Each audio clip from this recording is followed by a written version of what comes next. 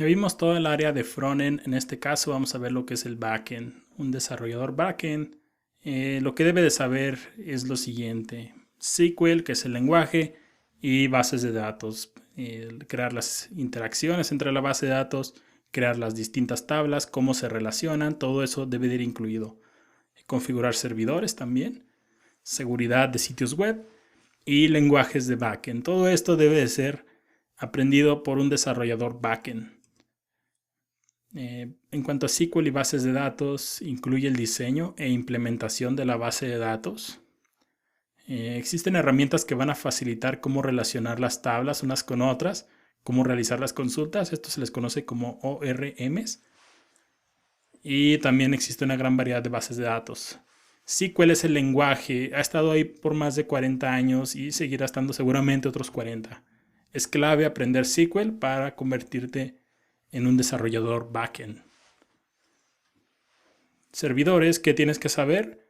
Bueno, cómo instalar las bases de datos, configuración de los lenguajes de programación utilizados en el servidor por parte de la aplicación, todos los lenguajes que decidas utilizar. Estaremos viendo los lenguajes enseguida. Configuración y puesta a punto de servidores, es decir, que el servidor corra lo más rápido posible. Configuración de servidor de pruebas o desarrollo. Este es el servidor donde se desarrolla la aplicación de forma local antes de ser público. Esto usualmente es en una red privada a la que ningún usuario externo tiene acceso. Finalmente, también debe de configurar el servidor de producción. En algunas empresas esto también es hecho por el departamento de redes.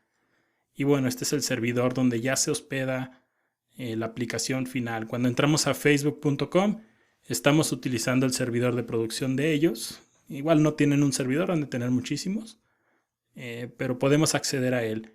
Y seguramente ellos tienen un servidor de desarrollo en el cual desarrollan y añaden funcionalidad nueva antes de agregarla al servidor de producción. En cuanto a seguridad, bueno, un desarrollador backend debe crear código seguro a la mayoría de los ataques de hackers.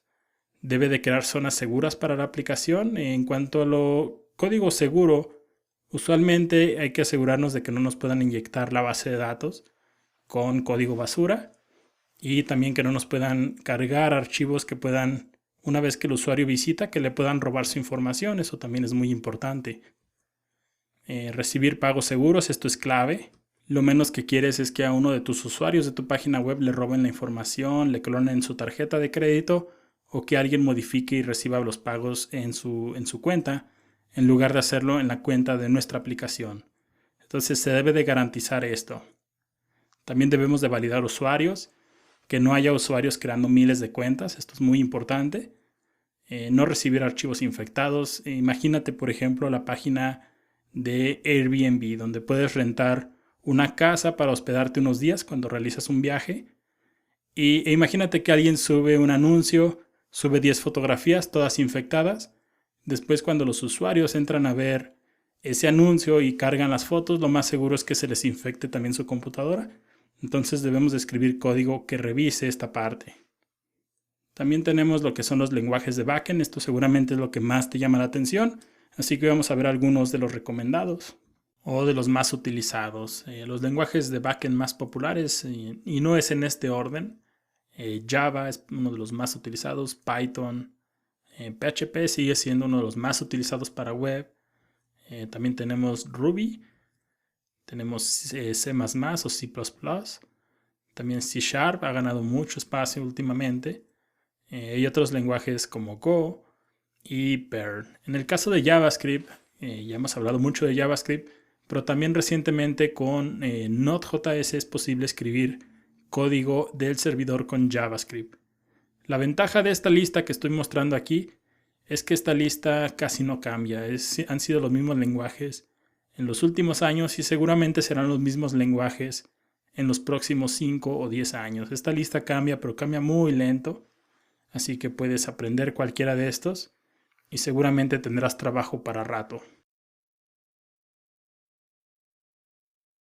¿Cómo aprender un lenguaje de programación? Esto es clave, ¿no?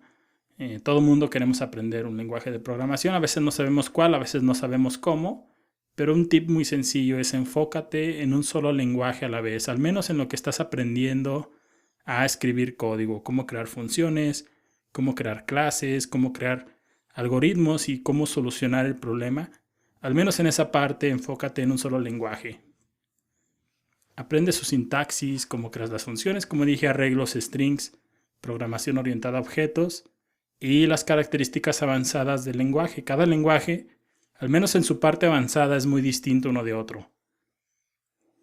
Una vez que aprendes un lenguaje, agregar más lenguajes será mucho más fácil, haciéndote posible, por ejemplo, aprender un nuevo lenguaje en solo 3 semanas. El primer lenguaje usualmente es el más complicado. Yo recomiendo utilizarlo diario por al menos 6 meses para aprenderlo.